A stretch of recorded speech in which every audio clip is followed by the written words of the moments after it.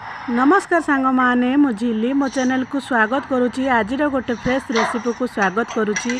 आज आपण मानक पाई अल्प समय भितर इंस्टांट बनीजिव आज गोटे हेल्दी टेस्टी गोटे माने जलखिया जोड़ा कि आपण माने पिला मानकु जदि एही भली भाव हेल्दी टेस्टी जलखिया दौरान ताहले अधिक परिश्रम पड़वा कौन दरकार नहीं। अल्प समय भितर बनीजिव यही कौलिया सुआदिया गोटे माने अटारे तैयारी गोटे जोड़ा कि चकुली जोड़ा कि पिला मानकु बहुत भल लागिब। आ पिला माने मध्य बहुत खुशी रे खाई टिफिन पूरा सफा करके आसीदेबे। थरे यही भली भाव मो स्टाइल रे बनातु अटारे तैयारी गोटे चकुली जोड़ा कि बहुत भल लागिब। आ यही अटारे तैयारी चकुली सहित जदि टमाट सॉस जदि हो जाए ताहले तो खाइबा को बहुत बढ़िया लागिब। टमाट सॉस हेउ बा आमर जेकोसी चटनी सहित बहुत बढ़िया लागिब। थरे यही भली भाव बनातु केमिति लागिला आपण मानकर अनुभूति मो सहित शेयर करंतु। आ चलतु सांग माने डेरी न करी आजिर रेसिपी देखिबा। एटा होची अटारे तैयारी गोटे चकुली। से मु गोटे कप अटा नहीं जाइए जोड़ा कि आमर डेली बेसिस रे आमे जो अटा खाऊँगी से गोटे कप अटा को गोटे कप अटारे आउ अल्प अधा टिके आमर सुजी नहीं जावा। एथिरे आपण माने सुजी जगार मध्य बेसन मध्य ऐड करि परिबे। गोटे कप अटारे अधा सुजी देबे मन रखंतु।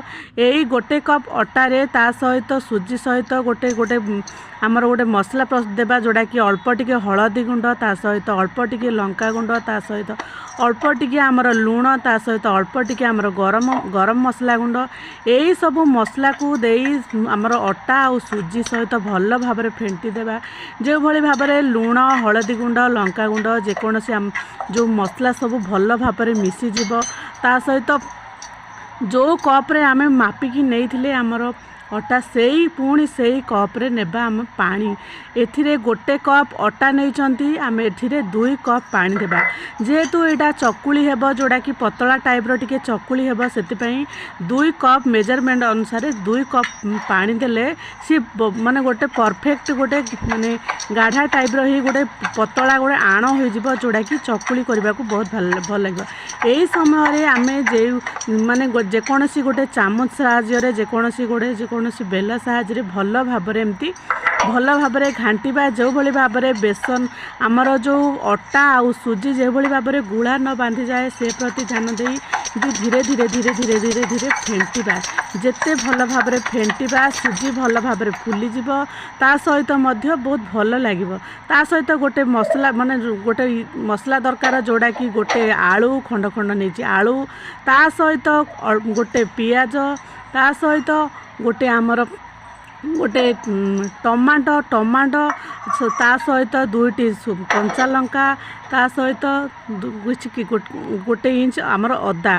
आपण माने चाहिए यही जो परिवार आपण माने चाहिए ग्रीन मटर दे पारिबे जेकोसी जदि पत्र कोबी थिबो दे पारिबे। यही सब परिबा मध्य देकी कले हबो। जेहेतु कंचा आलू रे तैयारी चकुलीटी हबो बहुत भल लागिबो।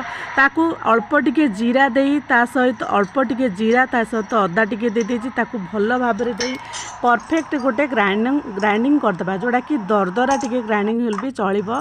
देखंतु एही भली भाव रे किछि समय एटा मु आगरु फेंटिकी रखी देइथिली अटा आ सुजी को किछि समय फुली जाइछि से सेट ही जाइछि। एही समय रे आमे ग्राइंडिंग कर रखिथिबा हमर आलू टमाटो ए सब जो बेटरटा बनैथिली सेटा भल भाव फेंटी आलू माने सुजी सहित दे भल भाव गोटे फेंटी देबा। जो भली भाव फेंटिबा जिमती माने आमर अटा आउ सुजी सहित भल भाव मिसी जिवो। से आलू एथिरे आर टेस्टटा होची जेहेतु एथिरे आलू पड़ची कंचा लंका टमाटो आमर विभिन्न प्रकार पनीपरिबा ता सहित सुजी जोड़ा पड़ची जोड़ा कि खाइबा को कुरकुरा लागिबो। ता सहित मध्य बहुत बढ़िया लगे। यही चकुलीटी आपण माने इंस्टांट बनै पारिबे अल्प समय भितर कौन सी प्रकार माने ये दरकार नहीं। ता सहित एठी मोर गोटे माने चकुली करबे समय रे गोटे क्लिपटे कटि जाइछि सांग माने। यही समय देखंतु पतला पतला यही भाव में चकुली बनेदेवे। फाइनाल रेडी हो गला गरमा गरम माने आलू रे तैयारी आमर चकुली। आशा करुँची यही चकुलीटी बहुत नरम बहुत माने स्पंजी अच्छी ता सहित खाइबा को एथिरे आलू माने टमाटो ये सब जो बेसिक जिनस पड़ी खाइबा को बहुत बढ़िया लगे। पार्टी की दाना दाना टाइप लगे। थरे यही भाव में मो स्टाइल रे सकाल टाइम रे एमती जलखिया करी पिला मानकु दियंतु। देखिए पिला माने पूरा प्लेट सफा करी खाइबे आ टिफिन रे मध्य पिला मानकु स्कूल रे दियंतु। आशा करुँची आज रेसिपी आपण मानकु निश्चित भाव में भल लगे।